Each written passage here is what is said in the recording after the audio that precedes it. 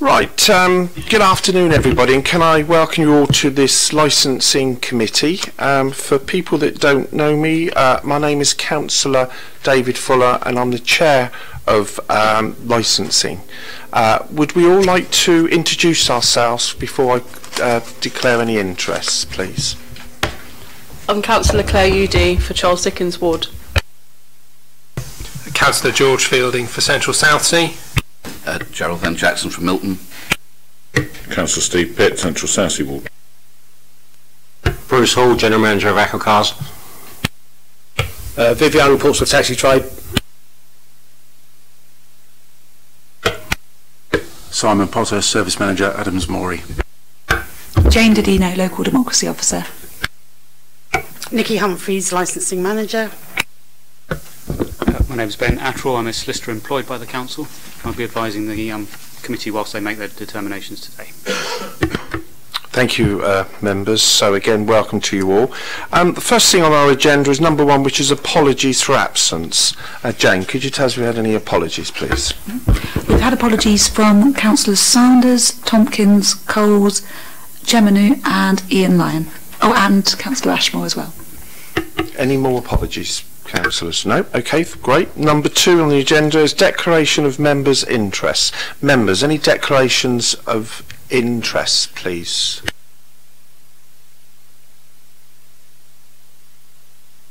No? Nobody?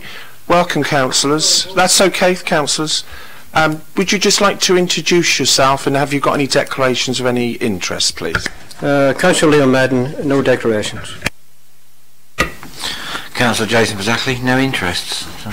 Thank you very much. Just to remind you, councillors, that we are live streaming the meeting this afternoon. Thank you. So number 3 on the agenda then, members, is and general public, minutes of the previous meeting, and that's from page 5 and 12. So recommended that the minutes of the meeting held on the 22nd of March to be agreed as a correct record. So does anybody want to forward proposed. Thank you, Councillor Pitt. And Councillor Vernon Jackson's seconding that. Thank you very much. So we can sign that's a true record of those minutes. Yes. Sorry, would you like to use your microphone? Sorry. And can you tell us the page number? Would be great. Page 6. It says when I'm under my deputation there are a sufficient number of wheelchair accessible private hire vehicles. That should have been sufficient number of Hackney carriage wheelchair accessible vehicles to meet the demand, not private hire vehicles at the time. Page 10, sorry. I've got page 6. Yeah. Page 6. 6 and 10. Right, okay. So could you note that, please? Okay. 6 and 10 we've got. This page 6. Yeah. Thank you. Yeah, we've got, yeah. Thank you, Vic, for that. Yes, it's been duly noted, and the clerk has sorted that out, so thank you very much for that. So, moving on to number 4, Town Policy Clause 1847 to Government Miscellaneous, Hackney Carriage and Private Hire, amendments to Statement of Licensing Policy. So, this is over to you, isn't it, Nikki, really? If you can introduce it and tell us where we are, please. Members, I'll try and keep it brief for you. The purpose of the report today is for you to consider a number of matters relating to the Statement of Licensing Policy and to consider the report in 2 parts. First part is for you to consider and approve amendments to your Statement of Policy in respect of age specifications for vehicles. This is following deferment from the previous meeting on the 22nd of March and incorporates advice from members following that meeting. Second part of this report is for members to consider whether they wish to review any other aspects of the policy after the end of PERDA and for officers to bring a further report to the committee in due course. Members, in paragraph 2 of the report, and as I've said, they have been amended to reflect the views of the committee on the 22nd of March. Yes, so that to look at those recommendations, and those are before you for approval today.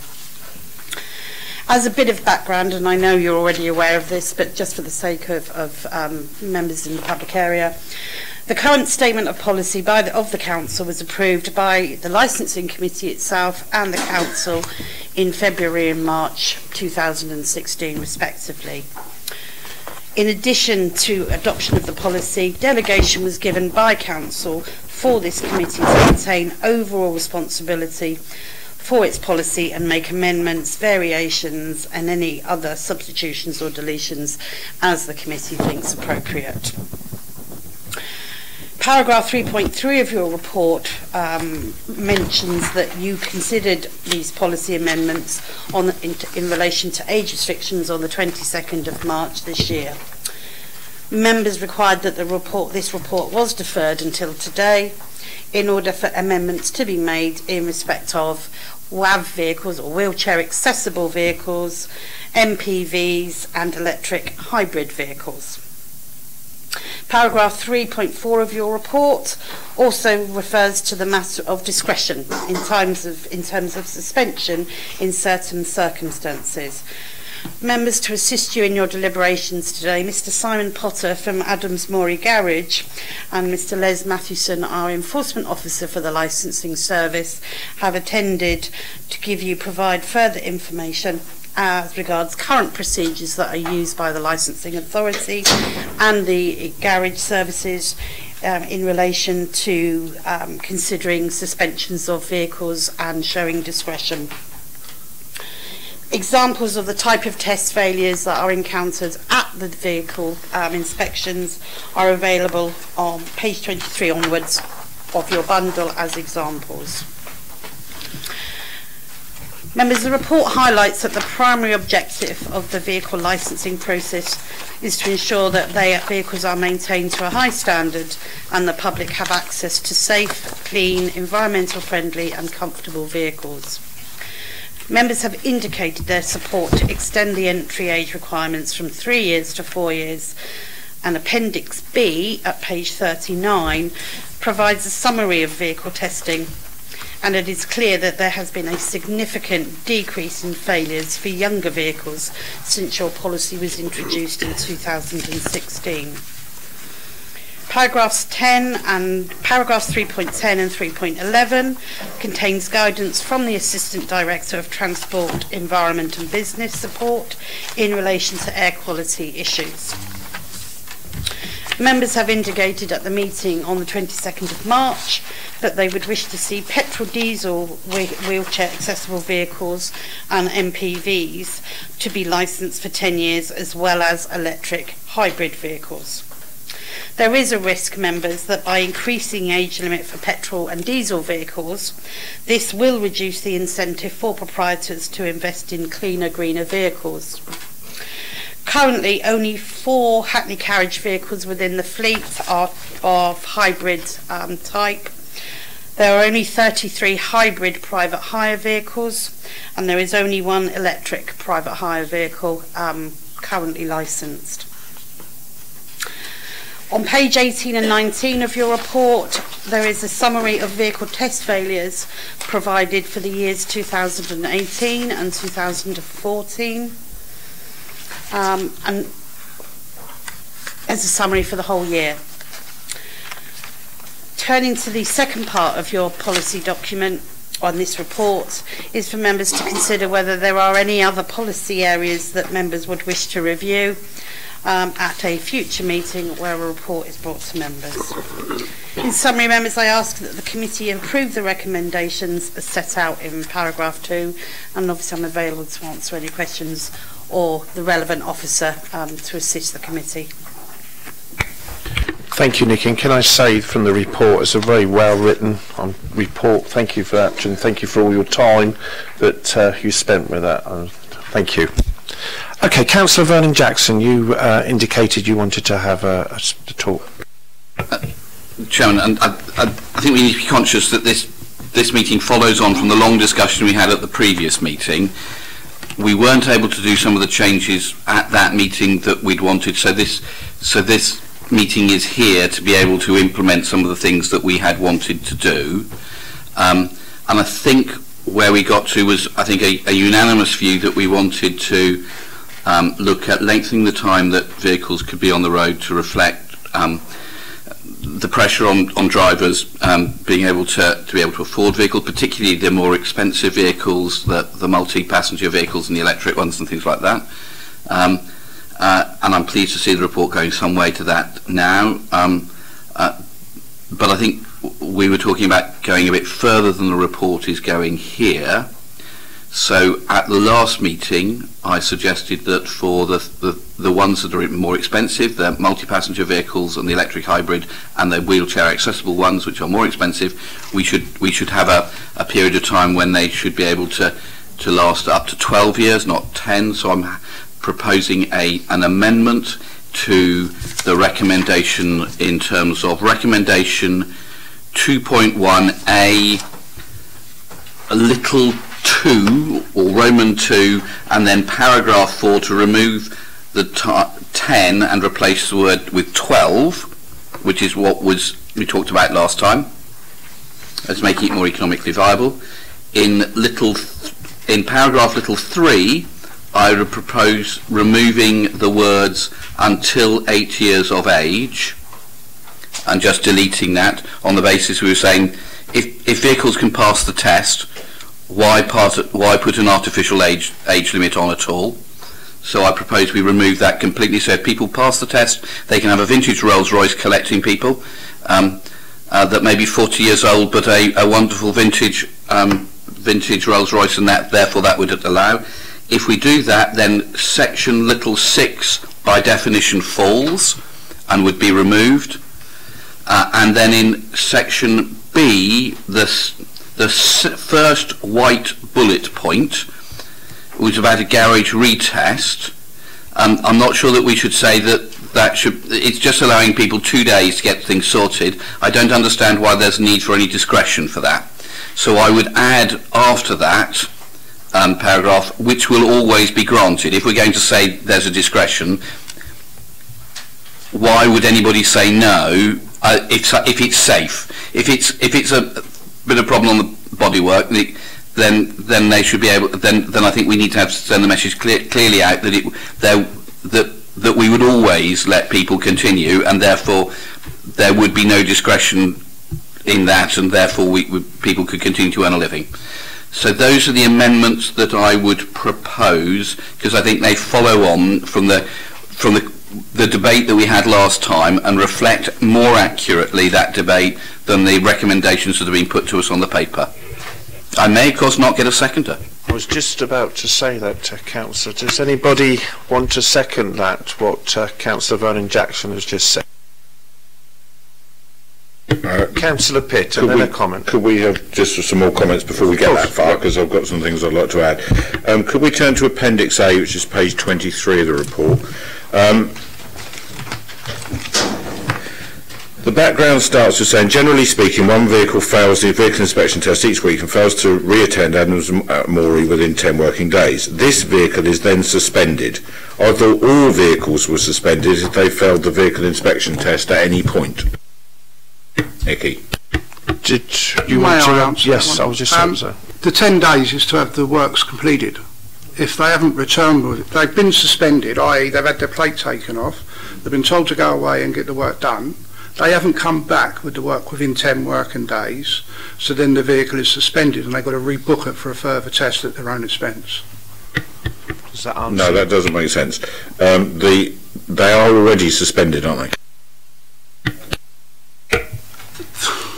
Generally, the plate is taken off so they can't work until the work is completed. But if they haven't returned within a 10-day period, they are then suspended officially, i.e. a suspension notice is created to say this vehicle has not returned within a 10-day period, and then the vehicle needs to be rebooked to Adams Morey to be tested again against what it failed on originally, and a full test is completed. So my understanding, and Councillor Vernon-Jackson will correct me if I'm wrong, is that he wants to remove the first part of that but leave the second part of that in place. In other words, the initial opportunity to go and get the work sorted out, he wants them to be able to go and do that. Yeah. If they fail to do it within a designated time, and we're actually suggesting less than 10 days, then the vehicle is properly suspended. So at the moment there's a sort of grey area where at the discretion of the testing facility their plates are removed. We're saying that that's a discretionary thing and is therefore subjective, and we want to remove the subjective part of the process to say that if a vehicle fails, passes on the mechanical side of things and that is MOT and roadworthy, but if a vehicle fails on the cosmetic stuff, that it has a certain amount of time to go away, get that work done without being suspended from the road, and only if it then fails to do so should it be fully suspended. That's what we're asking, isn't it? Right, so who would like, I think let's have Nikki in on this one first. Looking at, forgive me if I forget, so I'll come back, but in terms of the First Amendment, in terms of paragraph 2.1a 3, or Roman numeral 3, my understanding is that you're asking that you've identified that you want MPVs, electric and wheelchair accessible vehicles to be licensed up to 12 years. Yeah. If you remove the reference to 8 years, yep, that means those vehicles can stay on as long as they like. But I'm just trying to get belt and braces. Yeah.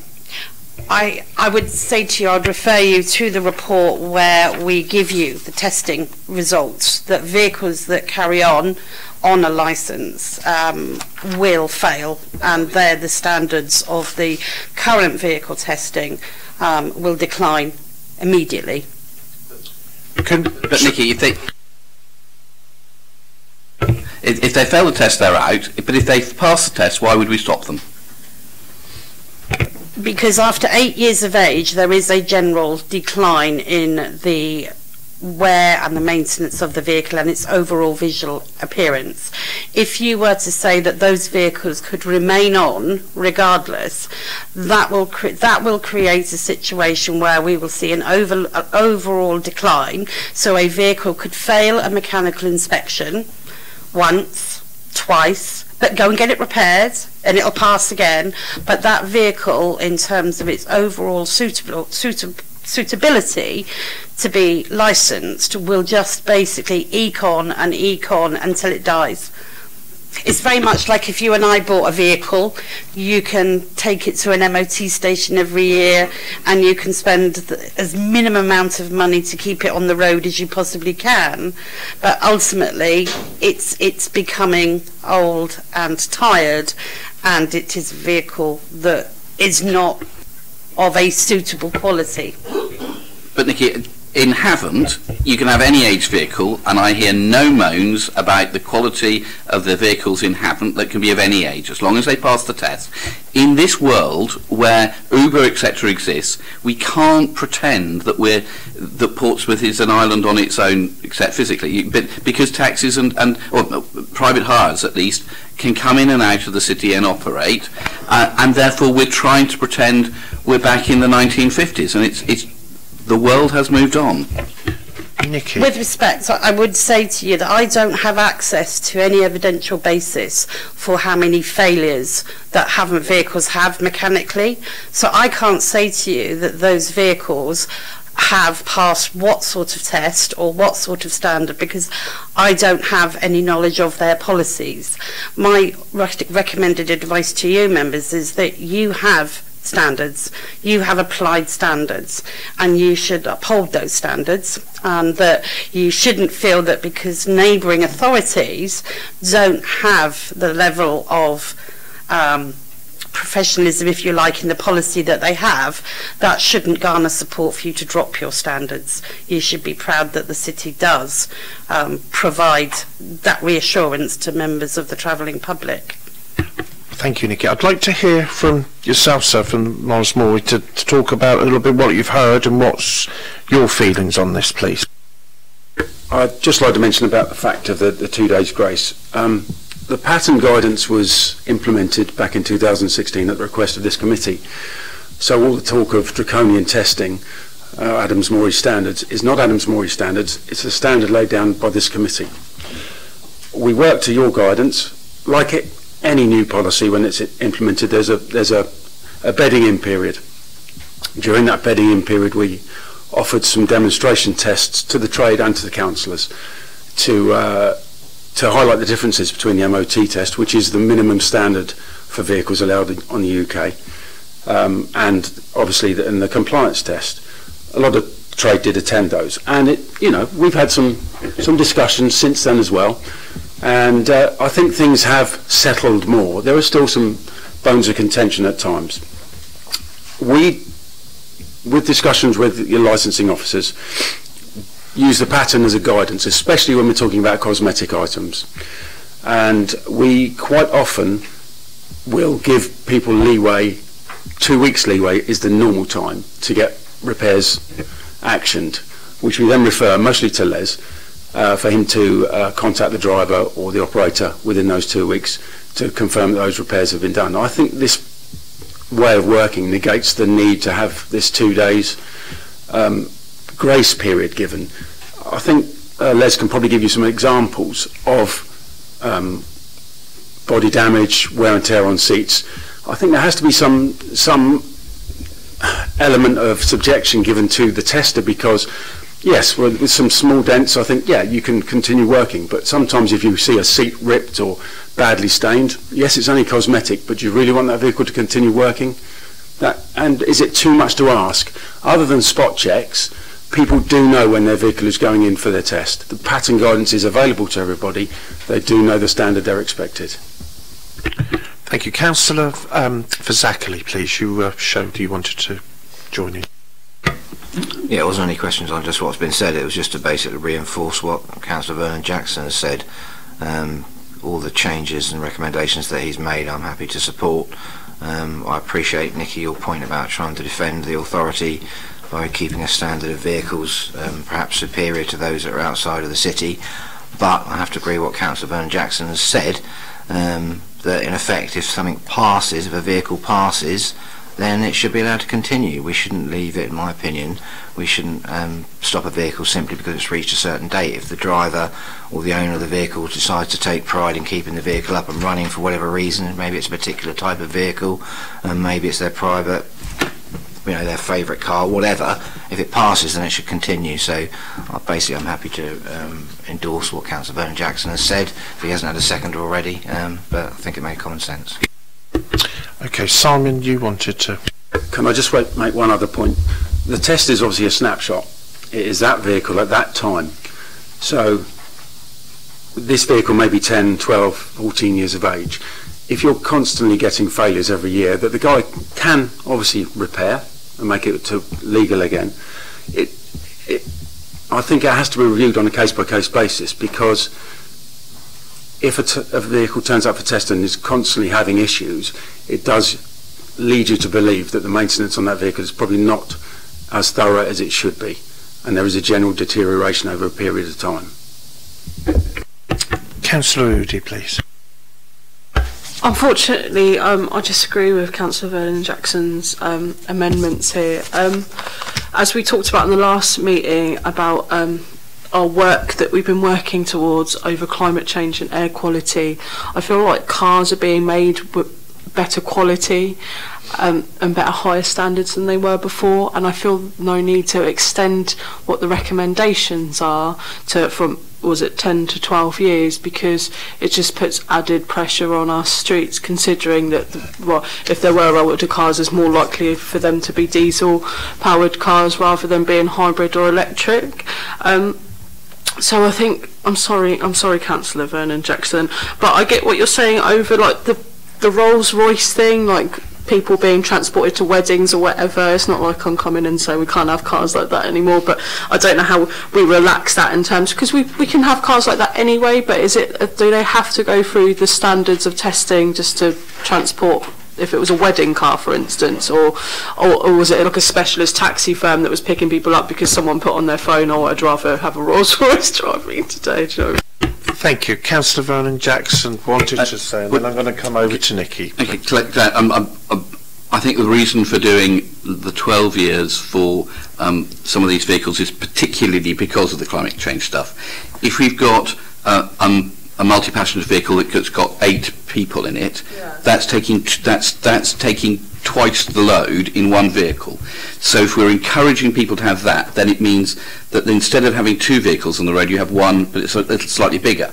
and also with the electric ones or the hybrid ones, I think we need a positive incentive to people to go for the more expensive vehicles which have lower emissions, or when they're the big ones, they take twice as many people and therefore reduce the number of cars on the road. So, so in my view about it is that those particular ones, it is a benefit in terms of the environment by encouraging people to have those sorts of vehicles. And I think that wheelchair accessible stuff has a different reasoning. Sorry, have a think about it first, Councillor. I'm going to ask, just have a think about what he said, because you've got to take a little bit of time to sort of, you know, well, as I say, sorry, Nikki, over to you. Members, I think in looking at that recommendation and the changes that you're seeking to implement, the unfortunate effect, if you're saying that any licensed vehicle can stay on as long as it's like, so we're looking at the normal saloon type, is you're effectively putting a restriction to 10 years only for the vehicles that you actually want to encourage. Because if you're saying that the 10 years or 12 years remains for MPVs and WAVs, but you're saying no control over typical saloon type, I think what you will see by removing the 8 years or more, looking at you would say any other vehicle. In that recommendation, you are asking for a licensed vehicle, if it's a hybrid, if it's a wheelchair accessible vehicle, if it's an MPV, they may remain licensed until 12 years of age, providing the vehicle meets the requirements, blah, blah, blah. But then the next one... We'll come to you, Councillor, in a second. Any other vehicle type not mentioned in that above may remain licensed, provided the vehicle... That is then encouraging, I would suggest, councillors, that people will be more guided to buy a saloon vehicle than they would the vehicles you want to achieve. I would ask that the 8 years remains on that recommendation. Councillor Vernon Jackson, are you hopping up and down there? No, I think Nikki is right, and we need to take some of the words out. So if we take out the words other in little 3 and type not mentioned in little 2 above, then we'll make Nikki happy, because then it's all vehicles. Nikki, are you sort of with that? So what that does is it says it's any age for any vehicle. What I'm trying to get, Nikki, is I might not get, people might only say yes to the bit about 12 years. They might not say yes to the bit below. I don't know what members are going to vote, so I'm giving people options to try to get some of the way. If I get all of the way, we'll all be overjoyed. But can I clarify then, can I just so I know where I'm coming from in looking at the amendments? Do a bit of a time. Yeah. Yes. Do a bit of a time. So you are saying for point 2, for the WAVs, for the MPVs, and for electric or hybrid, that those vehicles are licensed until 12 years. Any other vehicle. Any vehicle. Remove the word other. Not mentioned, but it says any vehicle not mentioned in 2 above. So I've deleted that. Yeah, which was what I hope that the intention of point 3 was. So any other vehicle that doesn't meet that category in 2 stays on until 8 for 8. No. So my aim, Nikki, is to relax things. So hopefully, people. My aim would be for us to be able to do what haven't do, which is any vehicle that passes the test can be on for as long as possible, forever. But if I fail in that, at least with electric and multi-vehicle ones, etc., we'll have got to 12 years, so I'll have got half a loaf, if not the whole loaf. I would like to... I know, Nikki, you would like me to have no loaf. Please. I would like to come back to this committee with more evidence in terms of if you're looking at policies where they don't have any age restrictions, that you make that decision based on evidence of how those vehicles are tested, what standards are applied, and what failure rates, so you can make a judged opinion on whether that change in policy meets the needs of this city. And if Councillor Vernon Jackson disagrees with you and wants a decision today, what happens then? There's not much choice if the committee agree with him. ultimately is a decision of this committee and its members. But I think to make a arbitrary decision without having the available evidence, knowing the situation that we are in with our air quality issues in the city, to then just arbitrarily remove any age restriction with the ultimate effect that it will be that you will then encourage cars to stay on as long as possible. No incentive to go over to electric or hybrids will create a problem long term for this city. I'm going to Councillor Pitt, then Councillor Madden, then Councillor Zachary and Councillor Udi. Councillor Pitt. Thank you, Chair. A couple of questions, if that's all right. In terms of the emissions tests for vehicles, what do we do with that? And for older vehicles, presumably, if we do an emissions test, they have to meet the same standards as a vehicle of any other age. So is the emissions testing, because I completely understand what Councillor Udi's saying, we don't want polluting vehicles on the road, so what do we do around emission tests for older vehicles? Emissions tests.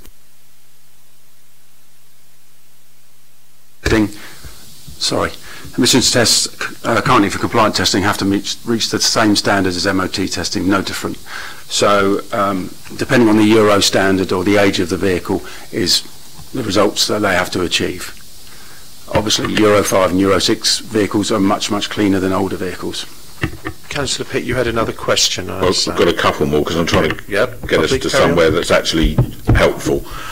So could we change, do a sort of halfway house and say that, let me just make sure I understand what you're saying. Are you saying that a Euro 6 compliant vehicle is more likely to be able to meet a higher standard, I think I know the answer, I just want to check, a higher standard of emissions at an older age? A Euro 6 engine vehicle has to reach a higher standard, no matter what age the vehicle happens to be. So if this vehicle was 9 or 10 years old and it was Euro 6 compliant, you'd be quite happy with that was meeting a decent standard. It could be well maintained by the owner and in good cosmetic repair. How would that vehicle, in that situation, be unsuitable to be on the road, but another vehicle be suitable to be on the road? Euro 6 emission standards won't change. They will just move on to the next level, Euro 6.2, Euro 6.5, Euro 7. So whatever the standard happens to be for Euro 6, it will have to reach that standard, whether it's 3 years of age or whether it's 1 year of age or 10 years of age. But obviously this is moving all the time, so you will be looking to have improvements in vehicle technology over the next few years. So I don't think it's a case of whether it meets those emission standards. It will have to, or else it would have to come off the road anyway. It's about the general maintenance and the general condition of that vehicle. As I said before, we're looking at that vehicle for an hour a year or 2 hours a year for 2 tests. It's what it's like in between times. It's what it turns up to that test like. Yes, we've got evidence of tests that are vehicles that are older vehicles that fly through a test or have very, very minor defects. We've also got the opposite of that. We've got vehicles that are having multiple failures on multiple tests. Yes, those items can all be fixed. It just comes down to a matter of cost at the end of the day, whether the operator decides that it's worth his while spending the money to keep that vehicle on the road or investing on a new vehicle. Which, of course, is something that the owner of the vehicle can decide upon. If my car gets too old and beyond economic repair, I'll get rid of it and get a new one. I don't keep spending hundreds or thousands of pounds on it. So I do think that that's a slightly different issue. So is there a way of wording this to ensure that vehicles that are of an older age that we allow to be on the road have to meet the current level of compliance around air quality? Because I actually am not that fussed. If somebody brings their car in and it passes an MOT and it breaks down 3 or 4 times in the next 3 or 4 months, they're going to get rid of their car. No taxi driver. My father and grandfather are both taxi drivers. They both rented their vehicles. In those situations, they would have been shouting and bawling at the owner of the car to get them a different vehicle, because they're not going to keep driving a car that breaks down every 5 minutes. So it kind of self-polices in that way.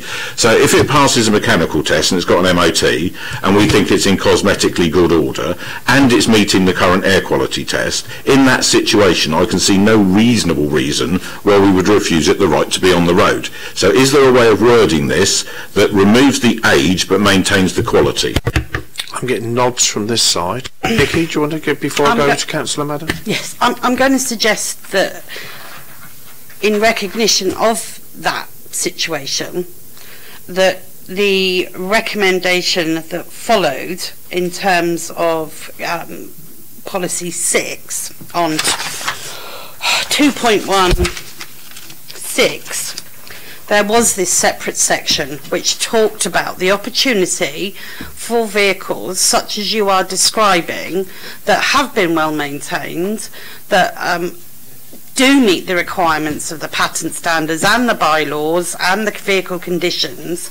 You are, by approving that, notwithstanding that you're saying 8 years stays, but you are saying that in those cases where any vehicle is meeting the standard that the council wants to see, then we'll give it more time on the road. And we're not saying how long for. Okay, but my question would be, why is it discretionary? If it's passing the cosmetic test, it passes a mechanical test, and it meets the air quality emissions test, why is it a discretionary thing? Why can't it just be that it's passed all this other stuff and therefore it's fine? Because unfortunately, members, and you know from sitting on the committee, your discretion is applied and you consider most things on individual merit.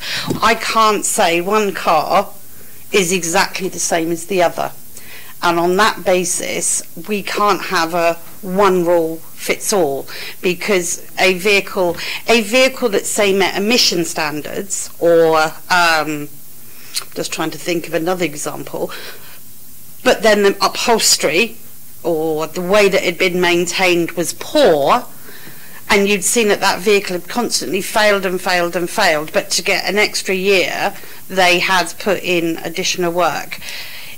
I'm trying to explain that vehicles are not maintained, not all vehicles are maintained to the standard they should be, and then they fail the test. But exactly, but that is to give discretion to people. The wording of that condition is to say to people, notwithstanding if they fail, they have the opportunity to apply.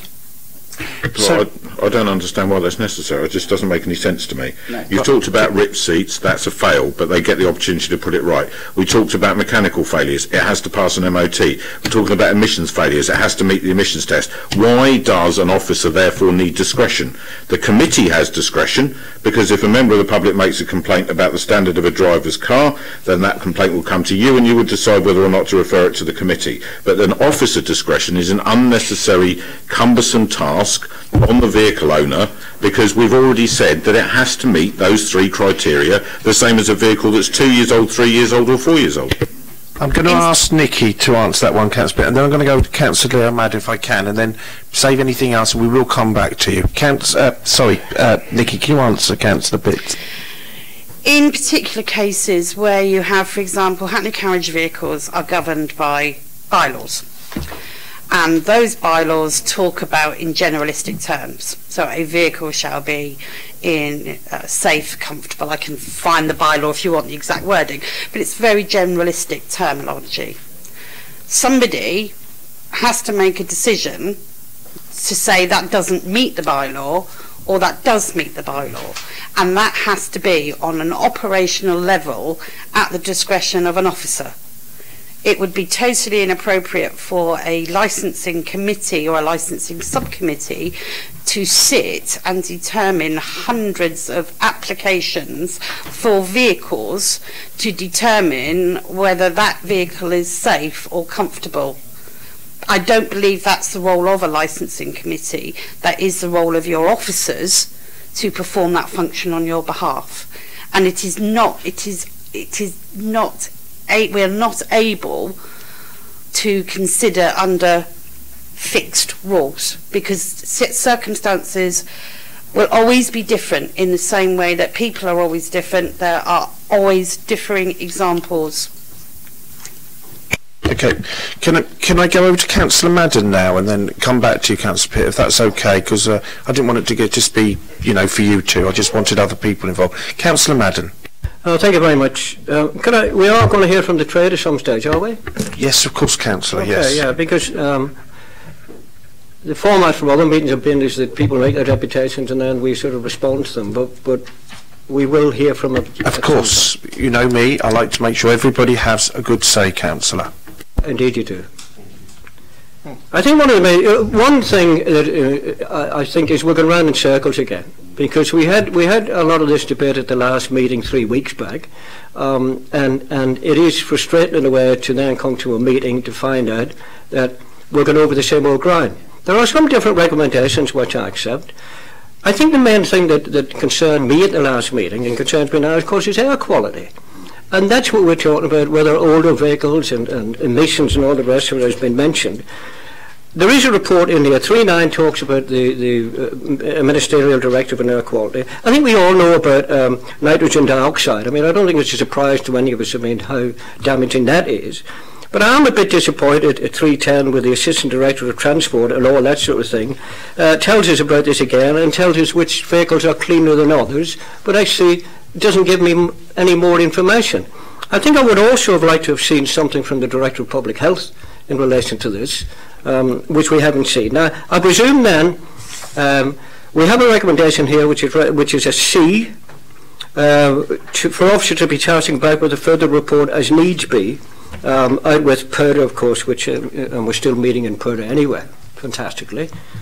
Because I think that might be important, and I think things will change in relation to the emissions from vehicles, my vehicle included, as the years go on. So I think it would be important to come back with something, and I think that something could have professional advice from our directors of all the different things. But I also think that rather than spend a lot of time debating, I'm not particularly bothered. I want a clean vehicle. I'm not bothered the age of it. That doesn't bother me particularly. And perhaps we, in the past, and I've said in this committee before, we've been too restrictive in the age of vehicles. So I'd be happy to go along with the recommendations in a sort of suck it and see.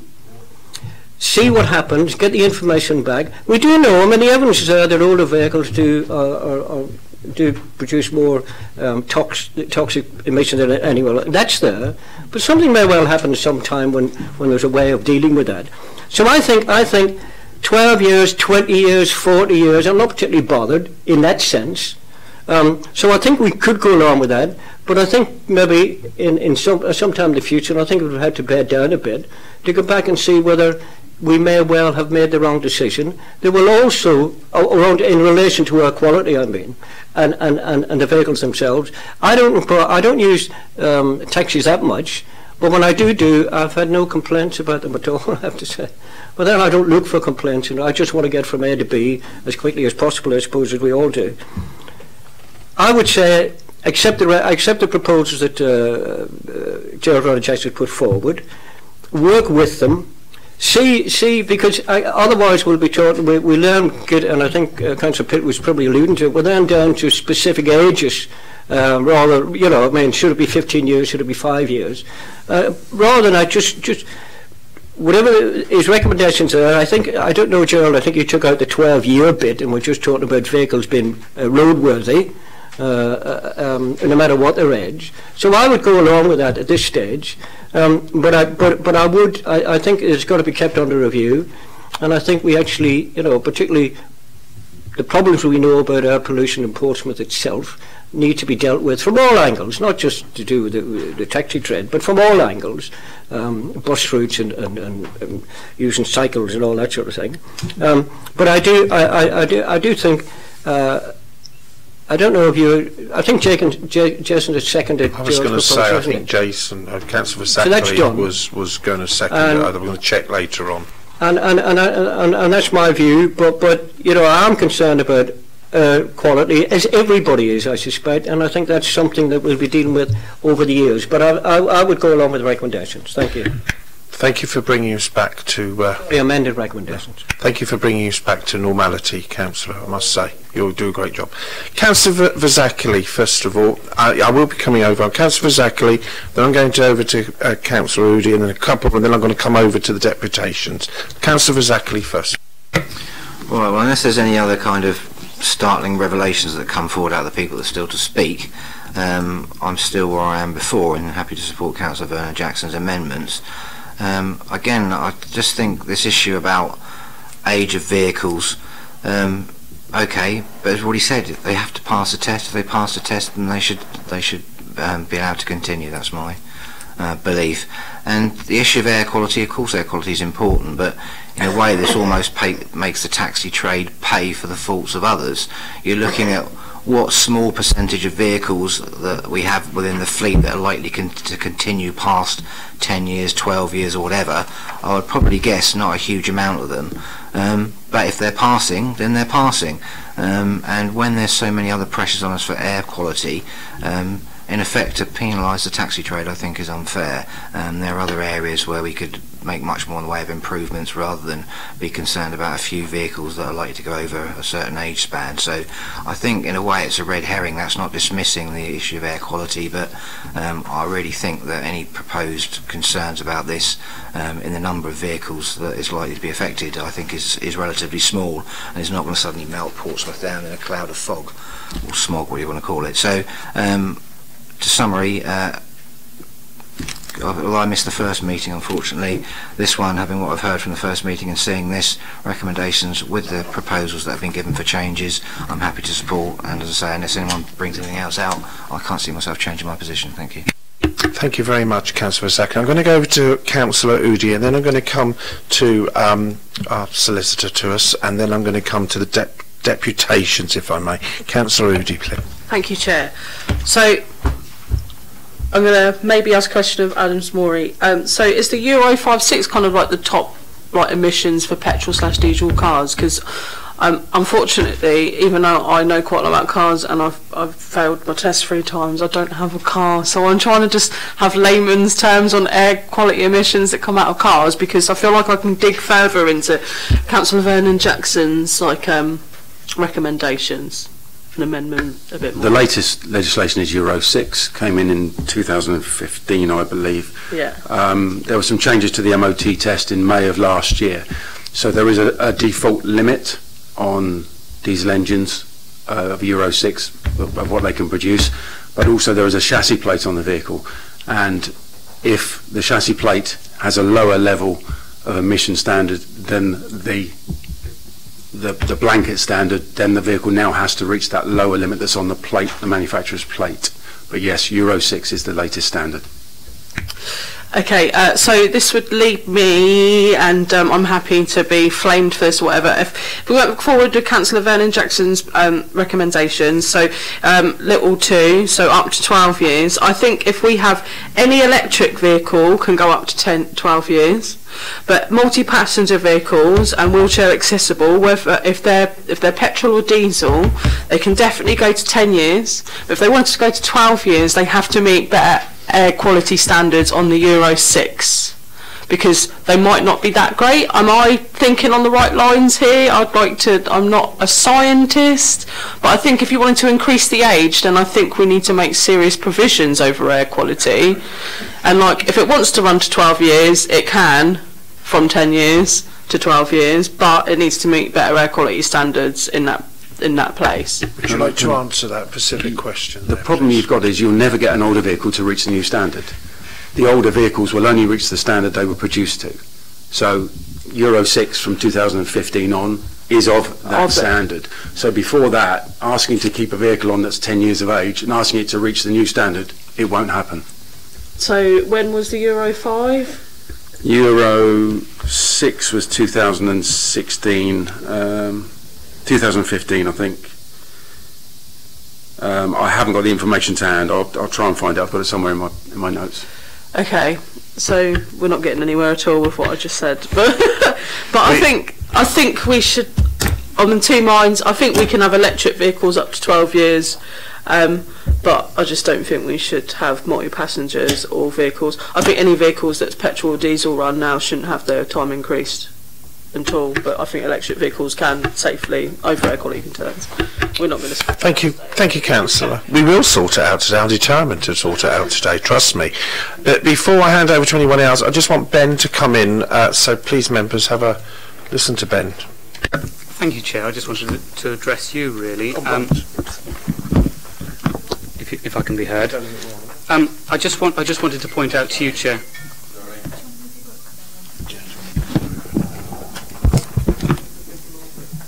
My apologies. I just wanted to say, Chair, obviously you've got a report in front of you that proposes amendments to an existing policy with regard to the age of vehicles that are licensed by the authority.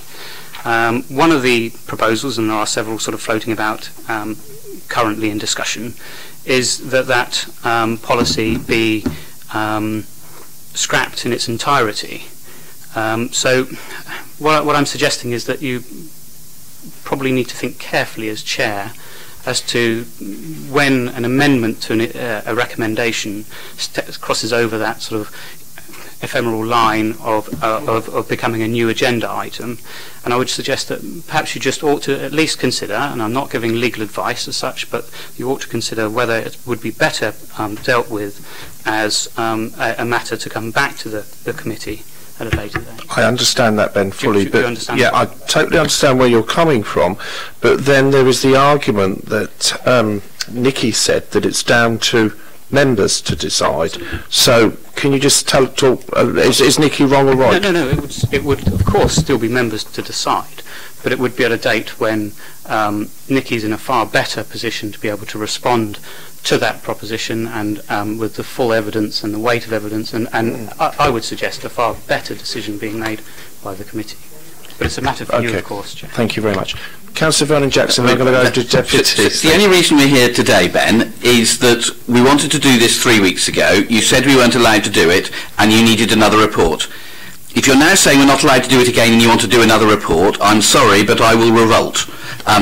So Ben, I'm sorry. With respect. Sorry, can Councillor Vernon Jackson just carry on what you're saying, then I'll come back Ben, to you, Ben. It is for this committee to decide. We followed your advice last time that you wanted us to have a new report and come back and look at it again. We've got a new report, we've come back and looked at it again. I don't think we should have continuous deferrals of making a decision, which gives the impression that people are not happy with what we might decide and therefore are trying to find ways of making it not happen. That gives a very poor impression. If I've misunderstood, I apologise completely, but this is the same discussion we had 3 weeks ago. We're coming up with the same suggestions we did 3 weeks ago. The same, there are slight amendments to them, but in principle the same things as 3 weeks ago. And if the report produced does not address the things that we raised 3 weeks ago, then I'm sorry, those are the things we talked about 3 weeks ago, and I would feel it is incorrect for the discretion of this committee to be limited.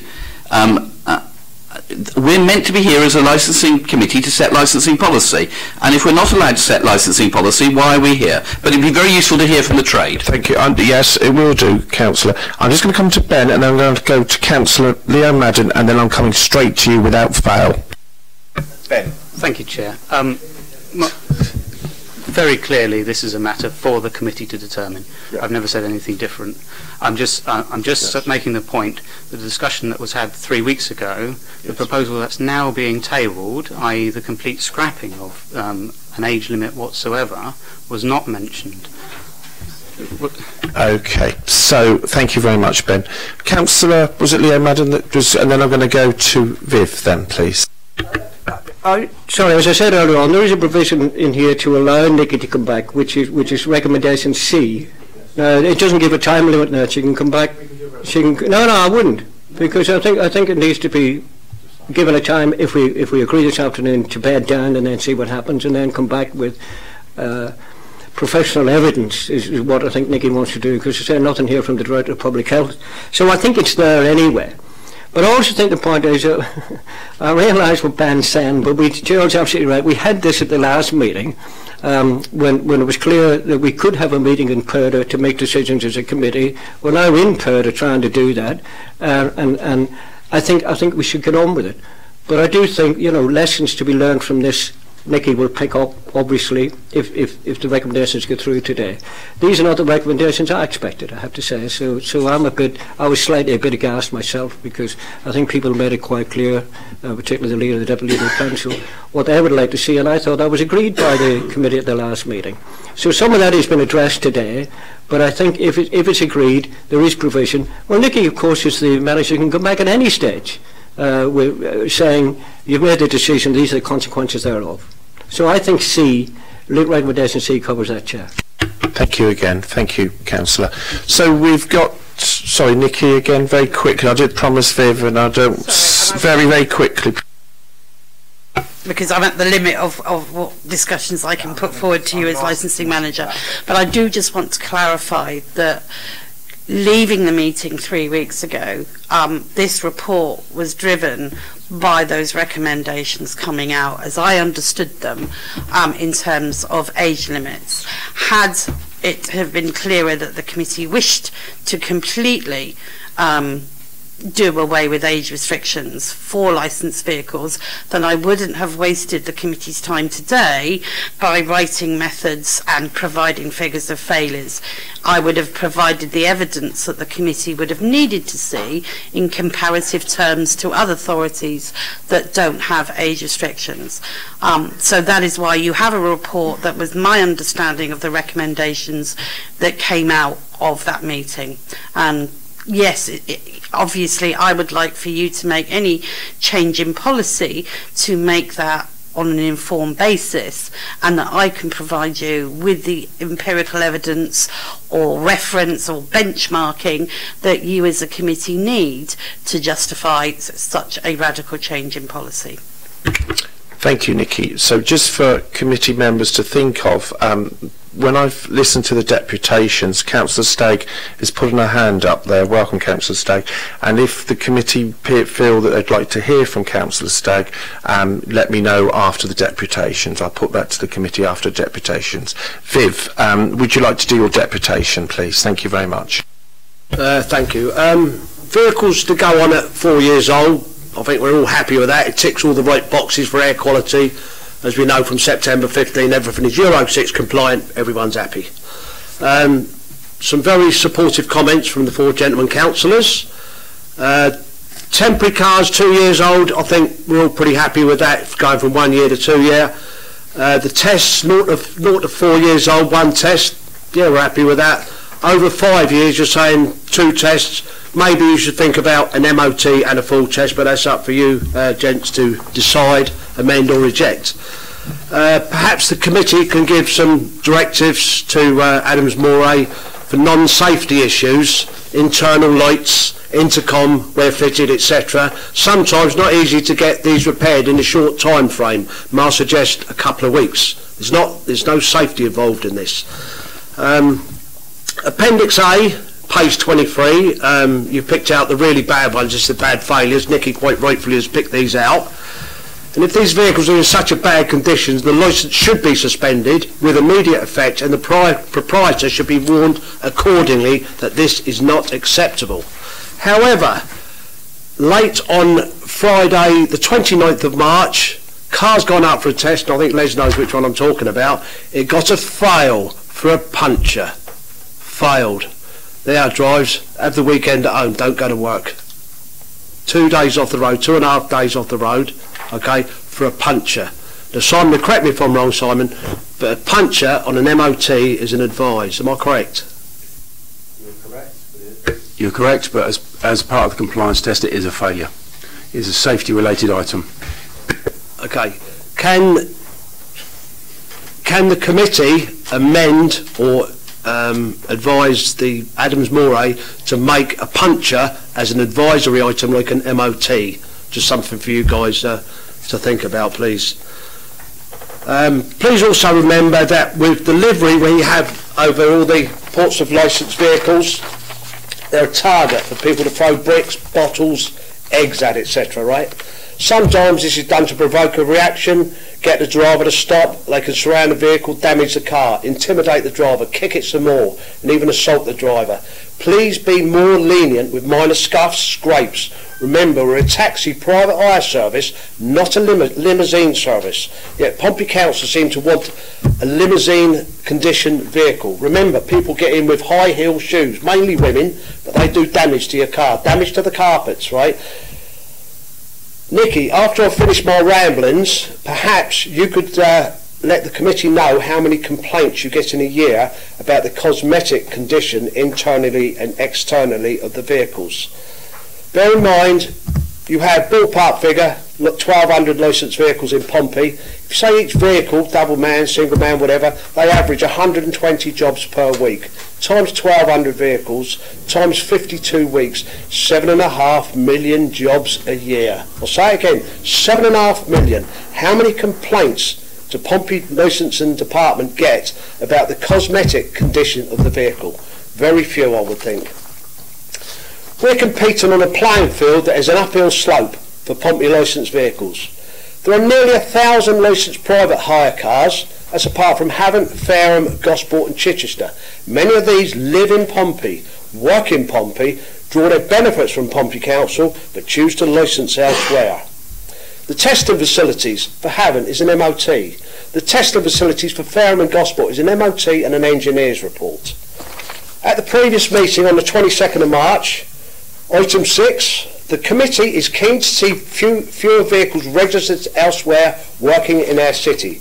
Well, today, you as a licensing committee have the opportunity to encourage this by relaxing some of the vehicle requirements, which in turn bring more funds into the Pompey coffers. At no times should passenger safety be compromised. At future licensing committee meetings, you may want to look at driver requirements. Thank you. Thank you, Viv, for that. Can we go over to Bruce from Aquacast, please? Bruce, would you like to do a deputation? I think, have they got so many minutes? I should have said that. 6 minutes, please. Okay. Does this committee realise that if they keep putting restrictions on Portsmouth plated drivers and badges, that the drivers can go to places like Wolverhampton, get their cars and their plates and their badges from Wolverhampton? As I speak today, there are over 450 private hire vehicles working outside of Wolverhampton in areas such as Manchester, Newcastle, London, Southampton. We all want better air quality, we all want better emission standards, but no matter what you set here, if you keep pushing the R trade the way it's going at the moment and make it more and more tighter, you will end up with more dirty vehicles from outside this area which no one here can control. Okay, I don't think Hadders Murray's ever pulled a vehicle from outside this area. I might be wrong, and he'll be able to tell me if I am wrong, to see if that car actually fits Portsmouth City Council's licensing conditions. So we're sitting there and you're trying to be restrictive, and I agree with what you're trying to do in some aspects, but you must look at the bigger picture of what is going in the private hire industry as we speak today. I came from Manchester this morning, where I spoke to Professor Mohammed, who wrote the transport bill, which he wants minimum standards. I agree with him. There should be minimum standards across the whole country. There should be localism, laws applied, so people around here and the drivers here can make a living without competing with people from Hull, Manchester and everything else who come to cherry pick in our city when things are going on like festivals and stuff like that. We need to help the drivers of Portsmouth earn a good living and have a good standard. We can't keep going the way we're going. The age limits on cars going from 8 to 12 I think is a red herring, personally. It can go up to 12, no problem at all, as long as we could compete with the rest of the trade, which are coming into town, causing us lots of issues. Okay? And that's all I have to say. Thank you, Bruce, for that. Thank you to the deputations. I said before they started that Councillor Stagg was having her hands up there to say a few words to the committee. Committee members, did you want that to happen or not? Yes? Generally, yes? Is that a yes? Councillor Stagg, would you like to just come down, please? Can I just give you 6 minutes, possibly, just to... OK, thank you very much.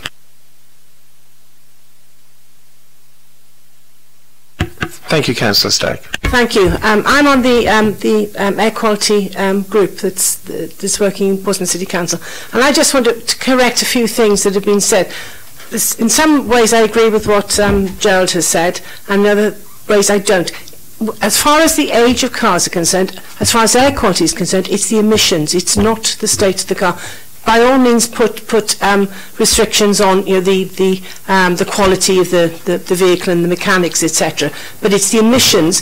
If you leave it as the status quo in Portsmouth, it will have no effect whatsoever in improving air quality in the city. And the 12-year thing is something that I talked about with Bruce, actually, when I visited Aqua. It was to encourage both Hackney and private hire drivers to go over to electric vehicles. And the reason I've suggested, or we suggested, 12 years, or 12 or 13 years actually, is because electric vehicles are much more expensive to buy, and you've got to offset that. So it can't be just a stick, you've got to have a carrot as well. And to offset it, because electric cars last longer than standard diesel or petrol vehicles.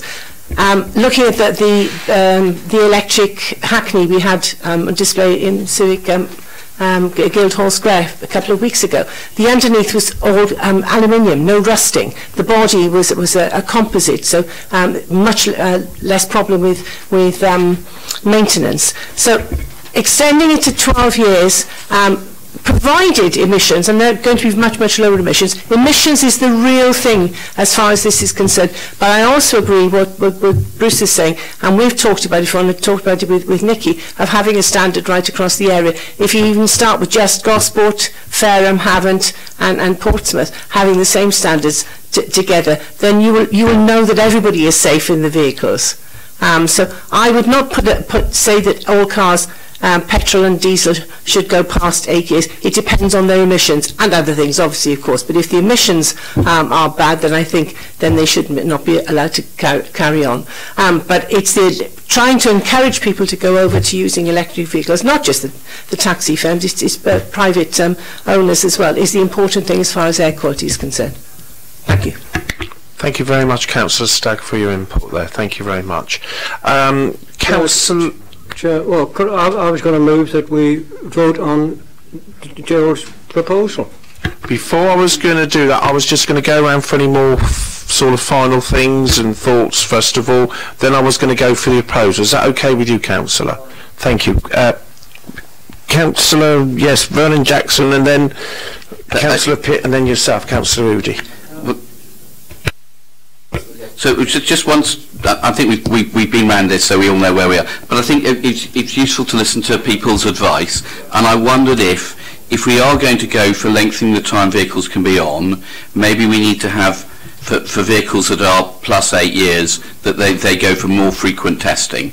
And so I don't know, and I'd be interested to see, do you do, if it's 8 years and over, 3 tests per annum, or do you do it 2 tests and an MOT, as Viv has suggested, with the ones that are 5 years and older? So,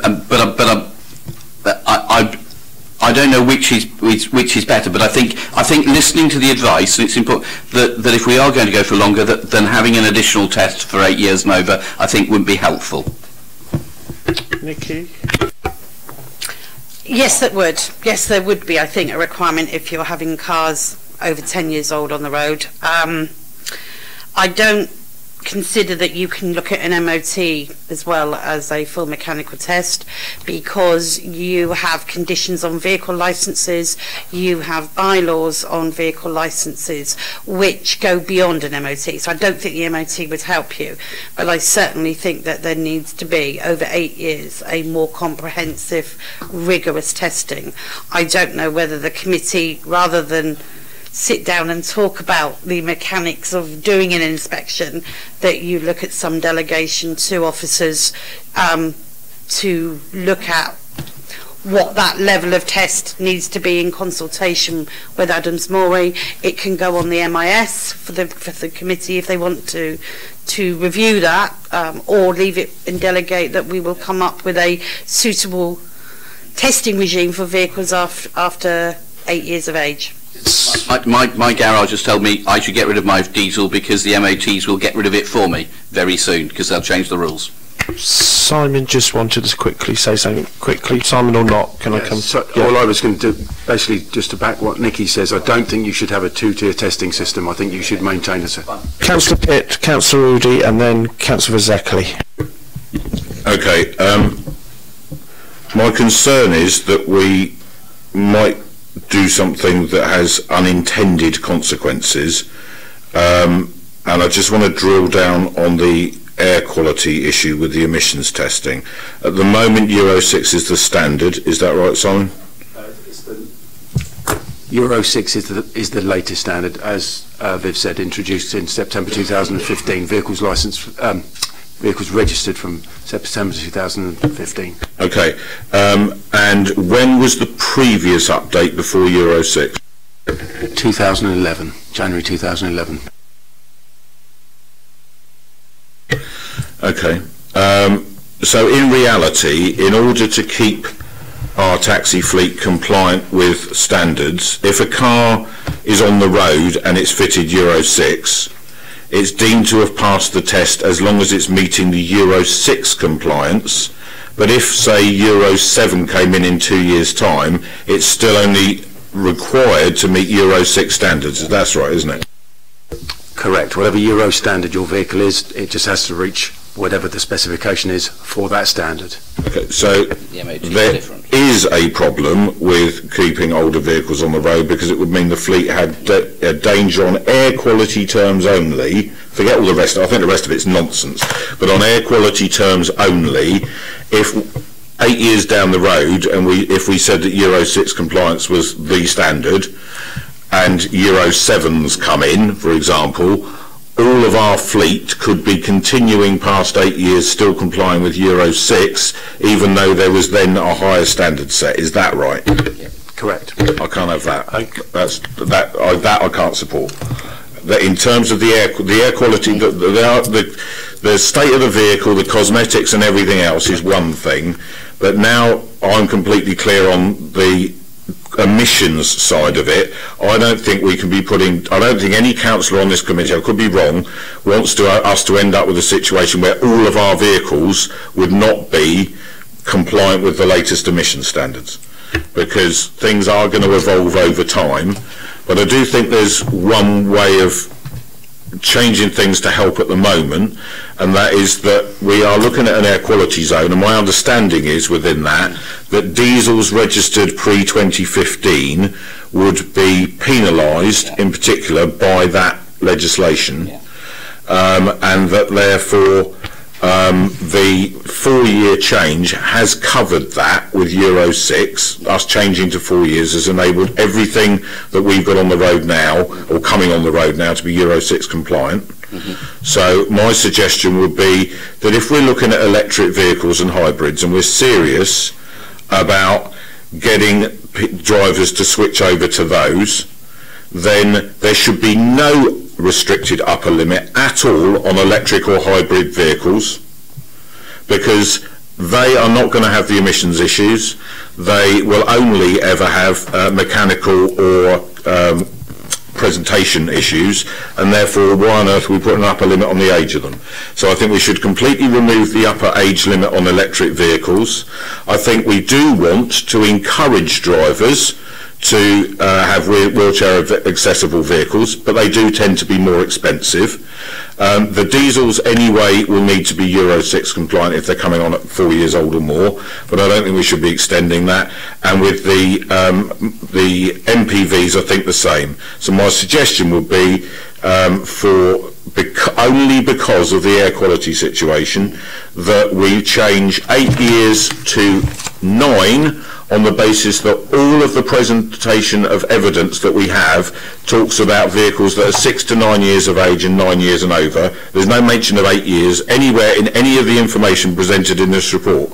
So changing it from 8 to 9 would seem to me to be a sensible move that for some of those people struggling on the road at the moment will give them a little bit longer, while we hope that the government sorts out the basket case of a mess it's got into over certain companies that are able to operate outside of licensing areas, that we encourage people to buy electric and hybrid vehicles by putting no upper age limit on them at all, and that we keep 10 years for the more expensive vehicles to make them affordable for our drivers. Thank you very much. Nikki is dying to get in on that matter. I think that recognises the problem, certainly with the air quality, but I would say, although you're looking at vehicles coming on the road that will be qualified to the emission standard, by having the policy you've got, we will have vehicles, obviously, that are older than 4 years who will not meet that standard. So they will have a knock-on effect. We will not be compliant with our policy. Councillor Udi, please. Hello, just back at the drivers, only over, well, I share your pain on people coming out of the city, definitely, because Portsmouth do have, I know we have really stringent rules in Portsmouth, but I think we pride ourselves on having the best taxis, and it's well annoying seeing taxis come out, because I do get taxis quite a lot, and normally if I use Uber, I think like 1 in 10 are from Portsmouth licence, they're all out of the city. And they don't drive the quickest route, they only follow their sat-nav, and that really winds me up. But I think we should address something. Yeah. I think we need to talk about clean air zones in general, and I think this is something that just needs to be minuted within the meeting, because saying about older vehicles in different cities coming in, like much older, did you say like Wolverhampton were like pretty much unregulated, like even if they came over in the Isle of Wight for a day on their penny farthings or something, they might like try and help out. But trying to talk about, I think we're moving in Portsmouth towards a clean air zone, and I think that's something that the council might be looking at in the immediate few years to come. It's definitely up there, and I think working with the licensed trade over clean air, not to penalise our drivers, but to try and discourage use from people that are going to bring older cars in, because we don't want that. Definitely don't want that, and I think a clean air zone would help that. I think I'm more inclined to definitely agree with what Councillor Pitt says, because I'm not here to penalise any drivers at all. I'm just really concerned about air quality, and I think that the scientific arguments over climate change have taken precedent over everything, especially in the last 6 months for us as a council, and it informs us here. Part of me wants to defer this whole thing whilst we talk to loads of experts, like Councillor Madden said, because I think we have to kind of like drill down a bit more, but I think a logical conclusion would be to listen to Councillor Pitt, because we just don't want to penalise drivers and make our lives a living hell and more expensive for our residents, but we want to save the environment at the same time, so we're kind of like meeting in the middle in these kind of respects. Councillor Vasakali, please. I kind of hoped to have spoken for the last time. This will be the last time, but it just seems to me, first of all, there's no point in delaying, certainly not from my point of view. I can't see any point in going back and producing another set of stats for another future meeting to in effect have the same conversation all over again. So I'd urge my colleagues that we take the decision this afternoon. The issue about air quality, as I've already touched on, is obviously an important one, but to me, and I think Bruce said this was a red herring in effect for what we were talking about, and I think in a way it is. We don't have control over 90-something%, probably about 98 or 99% of the vehicles in this city that aren't taxis. Okay, we have no control over how old they are, how long they keep them on the roads, etc. As long as they pass their necessary vehicle tests, then they're allowed to continue. Likewise, we have no control over the vehicles that are taxis that come from outside the area.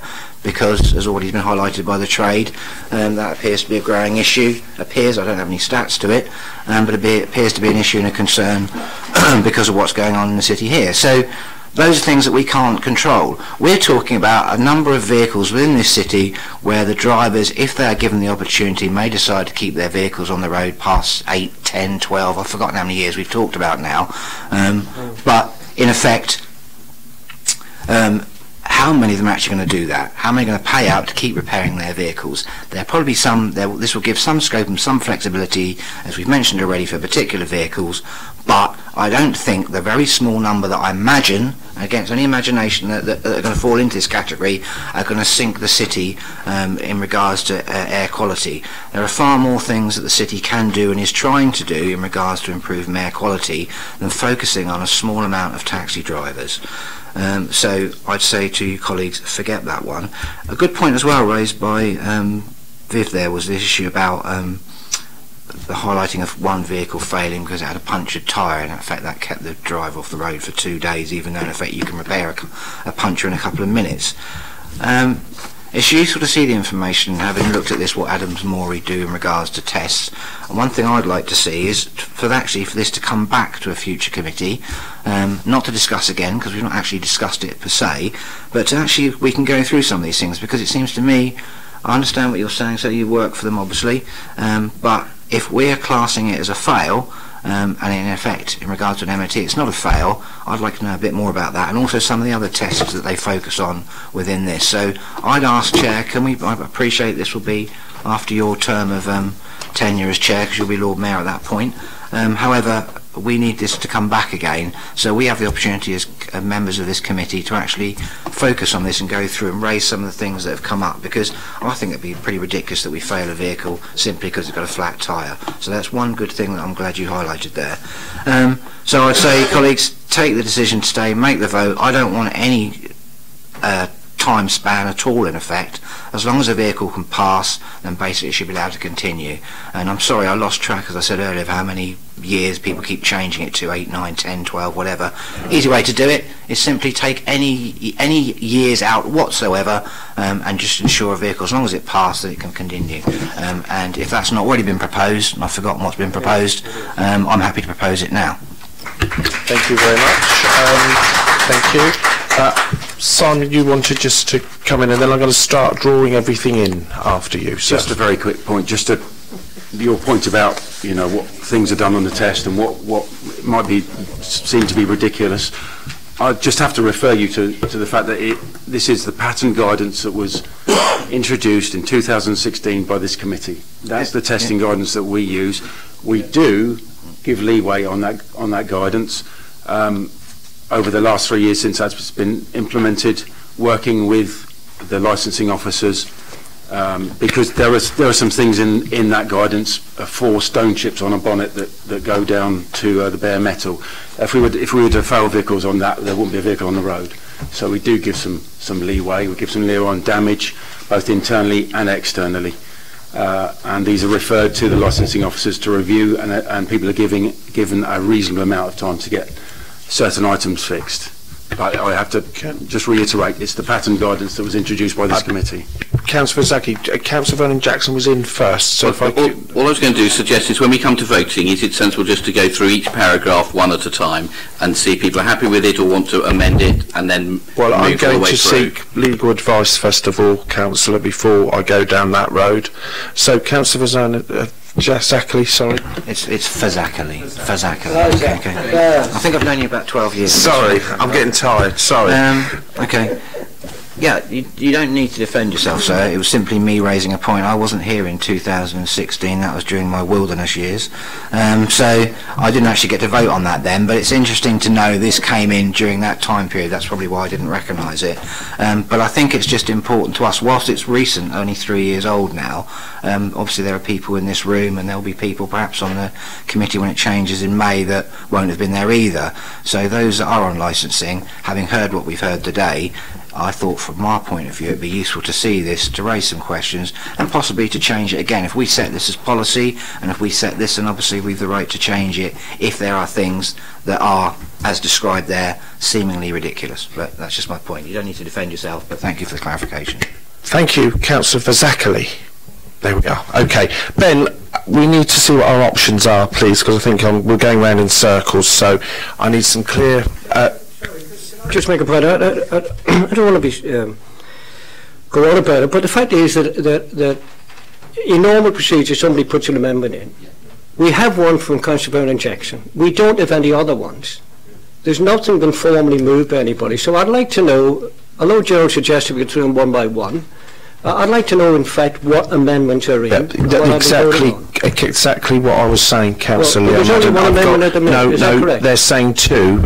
Councillor Pitt had something said, so that's why I want to draw it all in now, so everybody's very clear here around the table what our options are. So I was going to ask Ben to draw out again, so we clearly know what our options are before we take the vote. Is that okay with you? Give that man a knighthood if he's worked out what it's all about.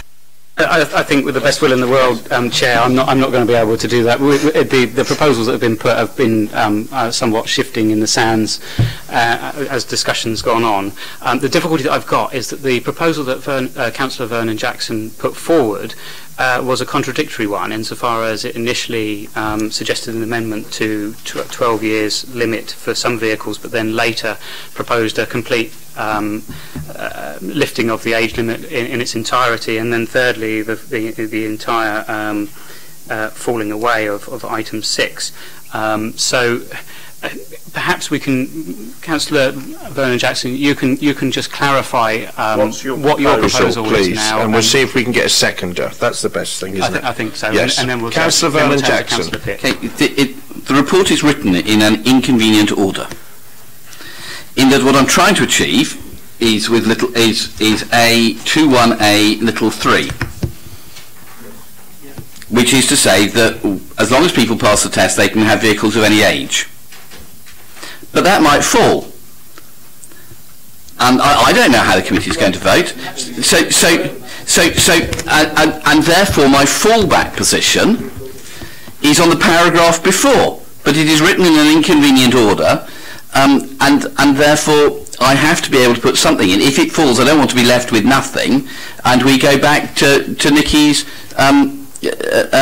fallback. So unfortunately my amendment has to be in that way because the report is written in that order. If of course the chairman chose to take the basic principle first of whether you do vehicles can be of any age or not, as long as they pass the test. If that passes, that's one thing. If it fails, then we come to another series of votes about if there are specifics of various things. But that, you are the chair, I'm not, but that would be my suggestion of a sensible way forward to decide the basic principle first, whether it's any vehicle or whether there are specific age limits on different things. So, okay.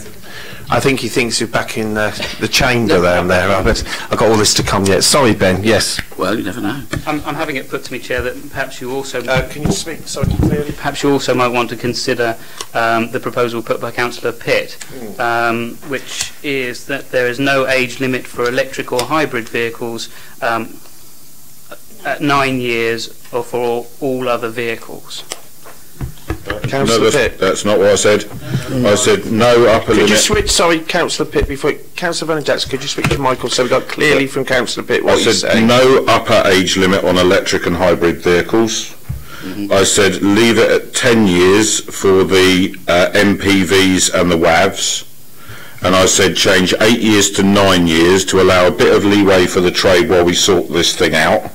Hopefully the government sorts it out, so we can review this during the next municipal year.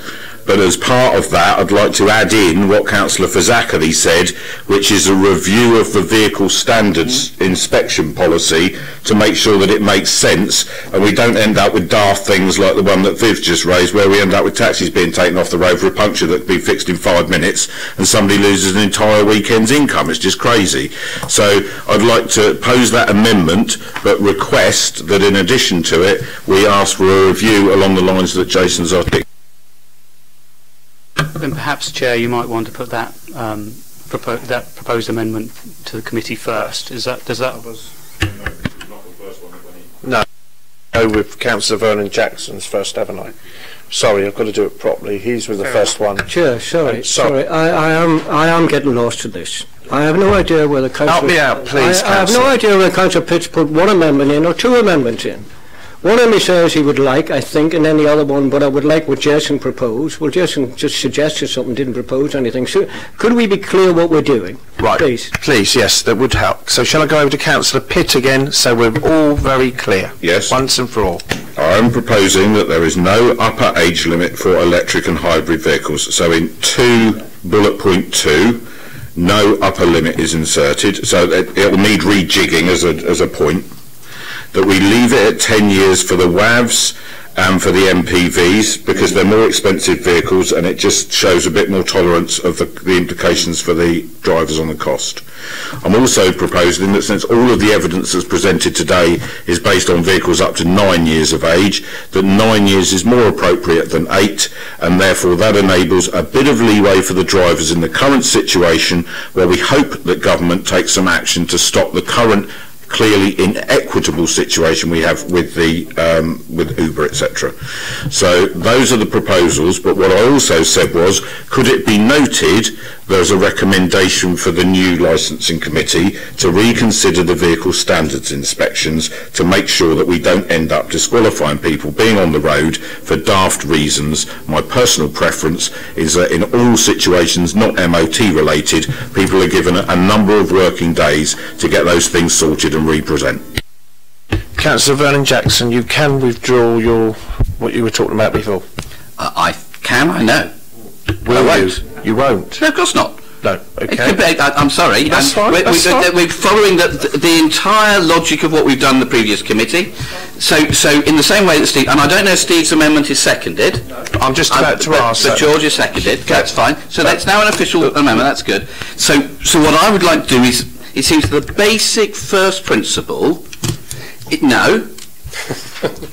The basic first principle is, do we have an upper age limit or not? If we don't have an upper age limit, then all the amendments about different things all fall. If we decide we are going to have an upper age limit, then there are differences of views about different sorts of cars. So the basic principle, I think, that we need to decide as a committee is, are we going to have an upper age limit, yes or no? If we aren't, all of that disappears. If we are, then we then have different proposals about different sorts of vehicles. But the basic principle is the thing you need to decide first. 1 second.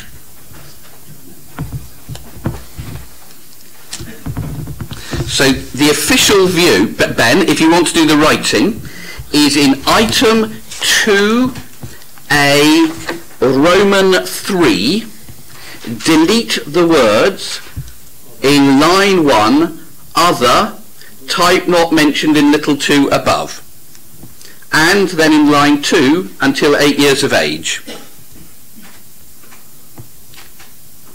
So that was that's the basic principle that we should put forward first of all. Yeah, in my view, because it's the basic thing. If that falls, then we might come back to different age limits. Couple of seconds.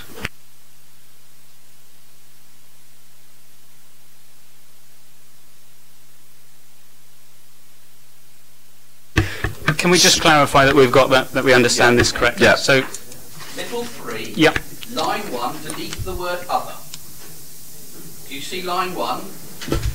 In little 3, the second word is other. Yes. If you put a line through that and remove it. Yes.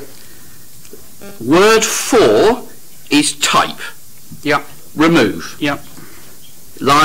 Word 5 is not. Remove. Mentioned. Remove. Yeah. In. Remove. Yes. Little 2 remove. Yeah. Above remove. And then in that line 2 until 8 years of age. Removed. Removed. Okay? Are you happy that you know where we are, Ben? Yes, absolutely. Yeah. We just need to make sure we've got it quite good. Do we have a seconder for that proposal? I was just about to say, have we got a second? Sure, can I just clarify? Sorry, I'm that's still okay, getting confused. I thought originally in the paragraph above that you had changed 10 years to 12 years, but you've deleted that now. Well, if this gets through, then that becomes an irrelevance. If it falls, then I'd want to go back to saying 12 years of age for those ones. But let's do the basic principle. Okay, we're just seconded. We have got it seconded by Councillor Vasakali.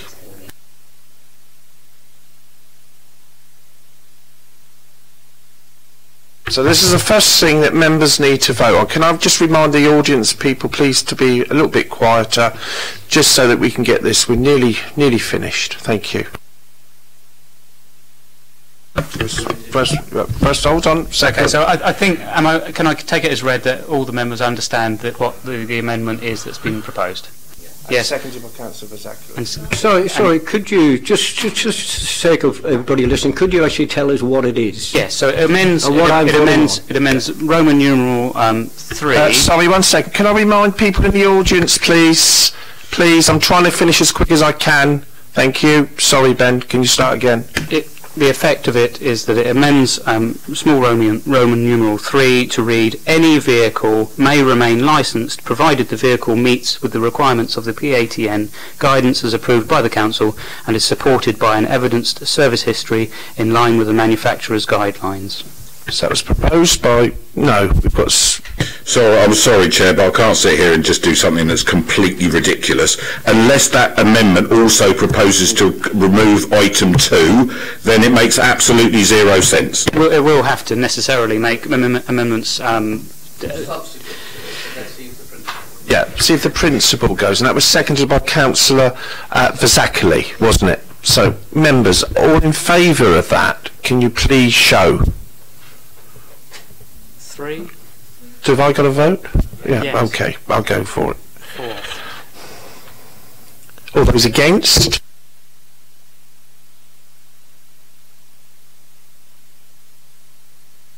We have, so we've got that. That's on the table. That's one down. So, in which case, Chair, the discussion in terms of ages falls, but little Roman 6 paragraph by nature should also fall to be in line with that. It's illogical otherwise. And so little Roman 6 says the committee grant delegated authority to the head of delegated licensing and regulatory services to do various things, but we don't need to do that, do we? So if you don't have an age policy, exactly. So then you don't need to grant discretion. By definition, falls. Yeah. So that falls. But in 5, I think Nikki made a really good point about vehicles. If we're now having vehicles over 8 years, that there should be more frequent testing. So I suggested, and I'm happy to make it a formal proposal, that for vehicles of 8 years and over, that there are 3 tests a year. Have you got a seconder on that one? Councillor Pitt to second that. Chair, sorry, we haven't discussed that, and I think it's a bit much thrown in at the end, quite frankly. Councillor Madden saying we haven't really talked a lot about that. So if that's a problem, we could come back with a report to the next meeting about that, and I wouldn't mind, but... Is that okay with you, Councillor Madden? Yes, he's saying that's okay. Okay. We've got a proposal that's proposed and seconded now. Can we just make sure that we've got it correctly, first of all? Proposed by... Can we just I think we'll have 5-minute comfort break. 5-minute comfort break, please. To save a 5-minute comfort break, can I remove that amendment, and we'll come back to it when you're coming back to report at the next meeting about about testing. But if we can save a 5-minute comfort break by me removing that amendment, I'll remove it.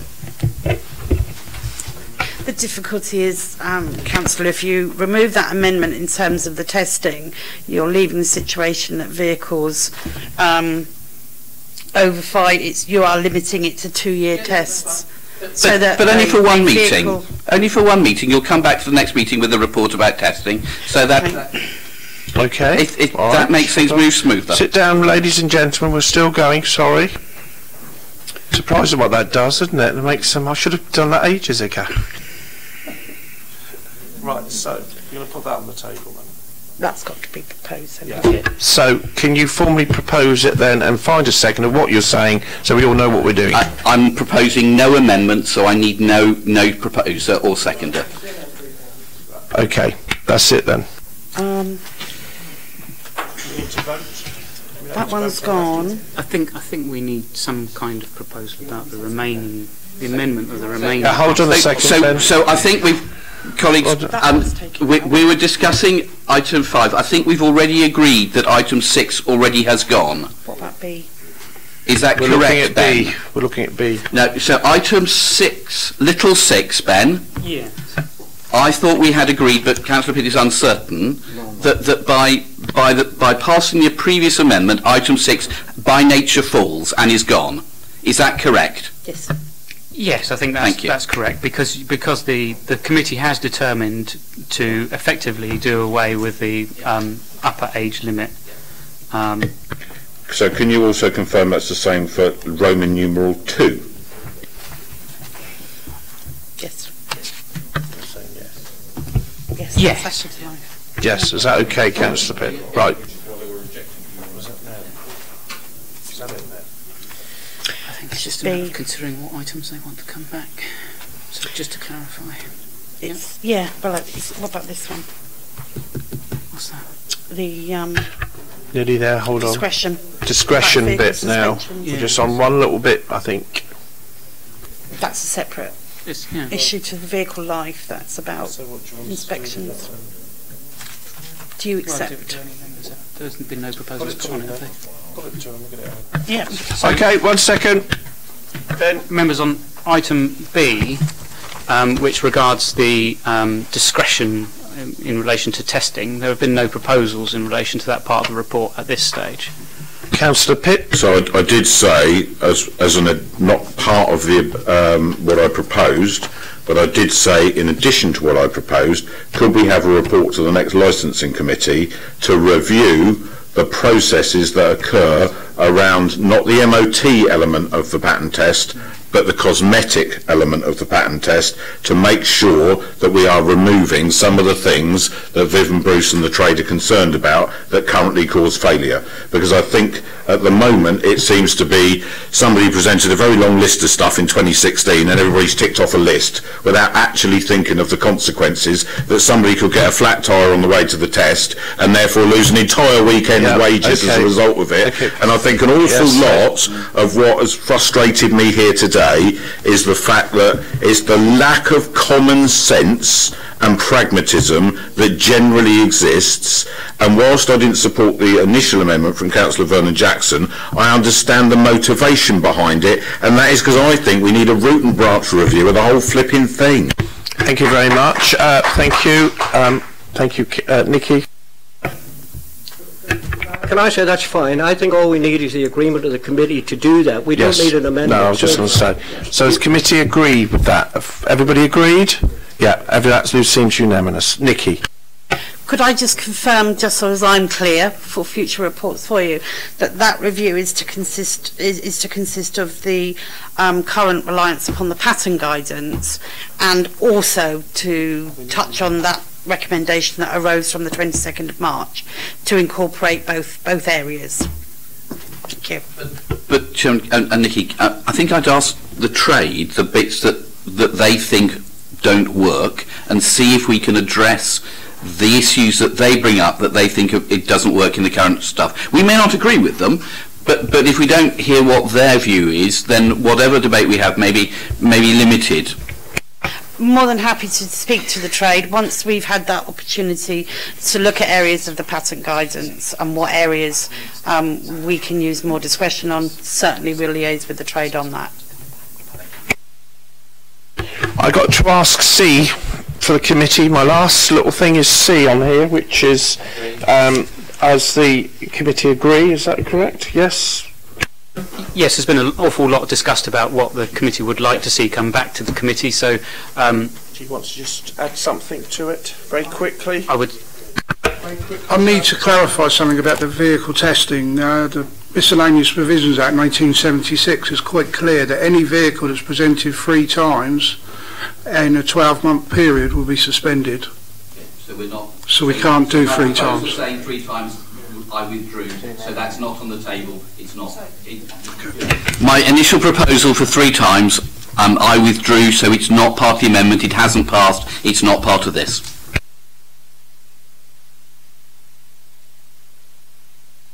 So I presume, Chair, that yes. you would just like to inquire if members have anything else that they want to come back to the committee, but acknowledging the fact that there's been an awful lot of discussion about precisely what it does want to see.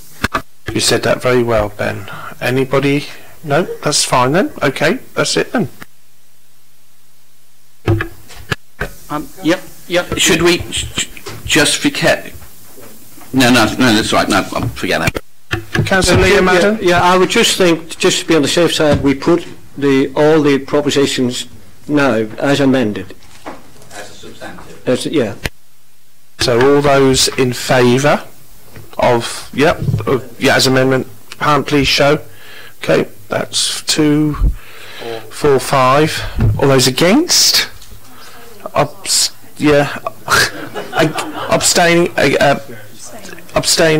Yeah, two abstentions. So I think that's it, isn't it?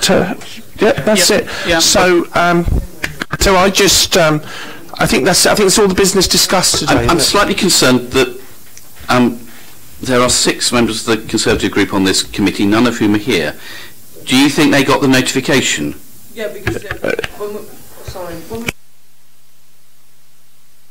we were at the last licensing meeting, someone sent out an invite straight away whilst we're all still sat at the table. And I sat here, councillor, and picked what I wanted, because you were trying. I said to you, I run the committee, and it's up to me. Yes, I do. So it's my last committee meeting today.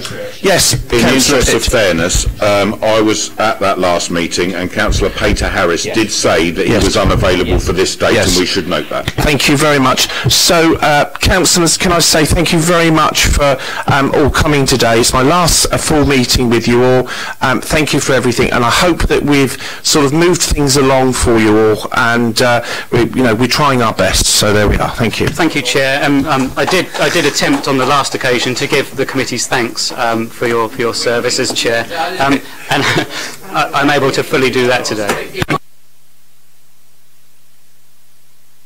Thank you. Do you have a seconder for that proposal?